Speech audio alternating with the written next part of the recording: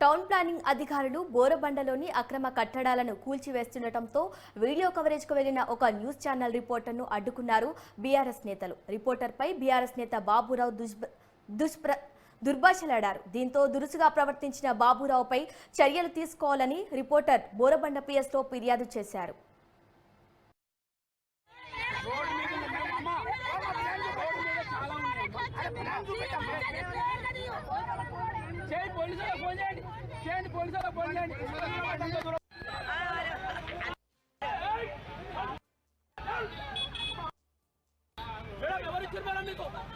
మీకెవరిచ్చుండు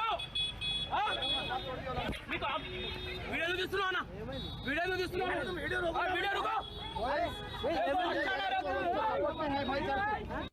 ऐसे कर रहे तो करो आप लोग।